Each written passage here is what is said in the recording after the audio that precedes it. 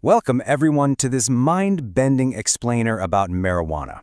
Look, if you've been paying even the slightest bit of attention to the cultural conversation around cannabis over the last few decades, you are probably dealing with some serious whiplash. I mean, we've been fed so many constantly changing narratives that, honestly, finding the actual facts feels like trying to navigate a maze completely blindfolded. But hey, don't worry, because I am here to help you navigate it. I'm Legend, your guide for today's deep dive, and yes, that handsome animated JPEG fellow is indeed me. As always, my absolute promise to you is a totally impartial, purely data-driven look at the facts. We aren't taking any political sides today, we're just going to look closely at the research together, completely free of any spin or bias. And hey, if you love clear, structured explainers that cut right through the noise, make sure to hit that like button and subscribe for more content just like this. All right, Section 1, the shifting cannabis narrative. How exactly did we go from a total scare to totally safe?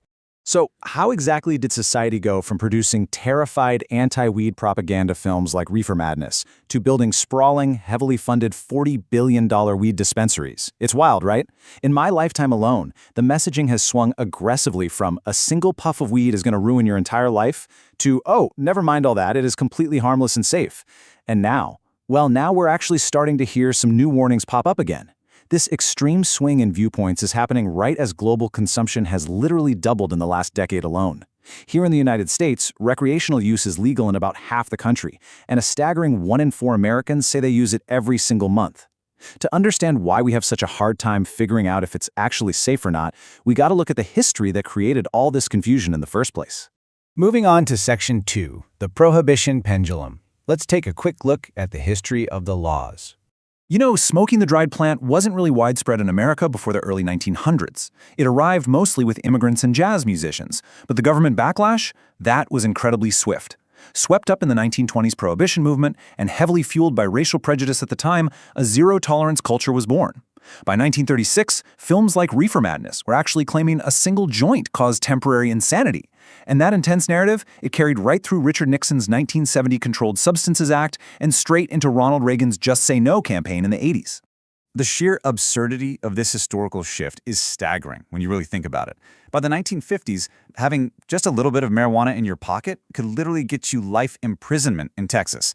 Now, fast forward to today's reality, you are looking at a venture capital-backed $40 billion legal industry. Something that would have entirely ruined your life and landed you in a cage a few decades ago is now being sold at pristine, glowing glass counters with carefully curated tasting notes and massive celebrity endorsement deals. It's truly a completely different world.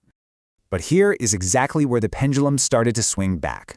All those exaggerated scare tactics, they completely backfired. When schools and official pamphlets painted marijuana use as this horrific, instant life-ending event, and then young people tried it anyway and found it to be a pretty mild, honestly pleasant experience, well, they drew a logical conclusion. They figured the authorities were lying to them.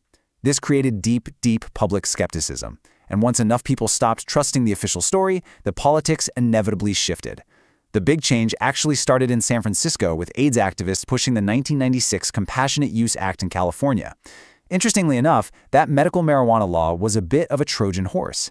It was written with major intentional loopholes that basically allowed any illness to qualify, which slowly paved the road to the full recreational legalization we're seeing everywhere today. Okay, let's dive into Section 3, brains, hearts, and vapes. It's time to look at the modern science. Now, let's look at the specific, measurable impacts marijuana actually has on the developing adolescent brain. The case for cannabis used to simply be that the absence of proof of harm meant it was perfectly safe. But now, we have massive studies on real-world modern potencies. For teens, whose brains are literally still wiring themselves together, regular use is associated with some very real changes. We are talking slower reaction times and genuine struggles with basic cognitive tasks and planning. Researchers also frequently note something called a motivational syndrome, which basically translates to reduced drive and lower energy in heavy users. And for those heaviest long-term users, specifically the ones who start young, it's linked to a modest drop in IQ by midlife that doesn't necessarily bounce back when they stop. So the absolutely crucial words to remember here are heavy, often, and starting young. But it does get more serious when we look at the psychiatric data. For a really long time, the general assumption was that cannabis didn't cause schizophrenia. It just naturally attracted people who are already predisposed to it. But recent research is seriously challenging that idea.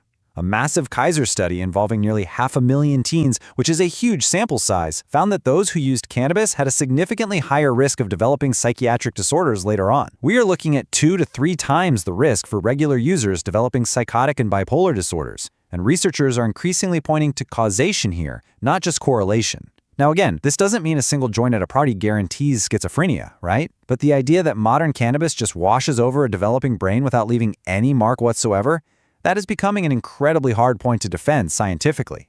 1 million. That is the number of yearly cannabis-related emergency room visits currently reported in the United States. Now, let's be extremely clear here to maintain our neutral perspective. Cannabis still has absolutely no lethal dose. These ER visits are not at all like opioid overdoses where people are literally at death's door needing Narcan to survive. Instead, they are largely due to people consuming way too much high-potency cannabis, very often in the form of edibles. Because edibles have a sneaky, delayed onset, people eat a bit, feel nothing, eat a little more, and then bam! It all hits them at the exact same time. The result is severe acute distress. It's essentially a massive panic attack, or a freak-out. But it's severe enough that it's sending 1 million people to the hospital every single year. And this spike in hospital visits ties directly into modern consumption methods, specifically vaping. Millions of young people now get their THC exclusively through vape pens, and the chemistry going on inside those devices is vital to understand. When you heat THC oil to extreme temperatures, the chemical reaction creates byproducts like benzene and formaldehyde. Those are compounds your lungs definitely, absolutely do not want.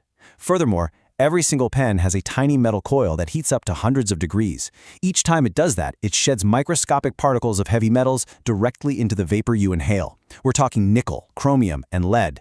Now, to be totally fair here, this is nowhere near as deadly as smoking traditional combustible cigarettes, but it is far, far from harmless. And honestly, we have absolutely no idea what inhaling these trace metals is going to do to human lungs over a 10 or 20-year span. We just don't have that data yet.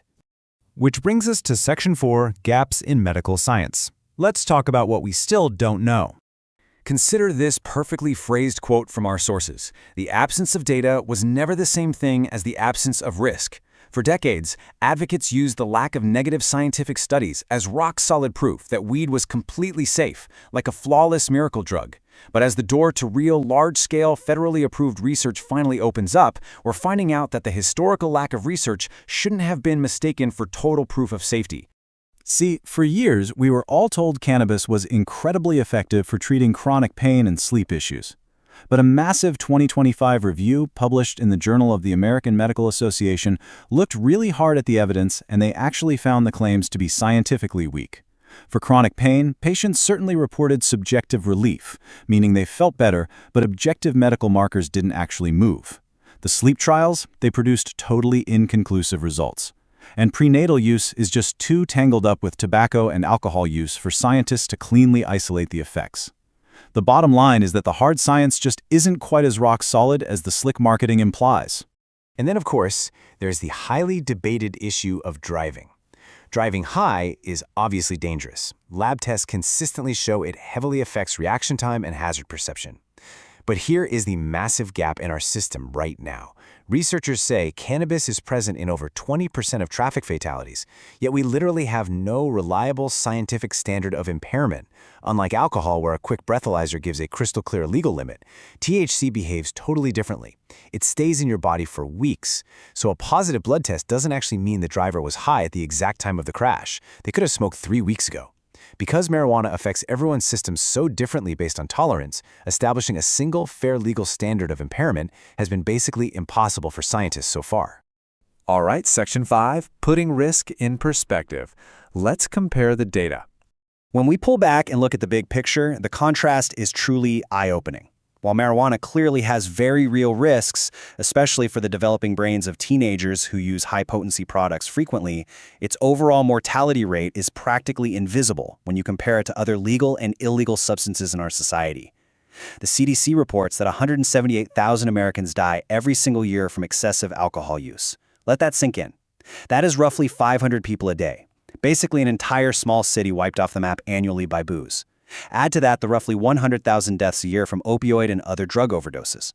Compare all of that to cannabis, where the toxic, lethal overdose rate remains firmly at 0. In fact, there is even some evidence suggesting that states legalizing cannabis actually see a measurable decrease in opioid overdose deaths.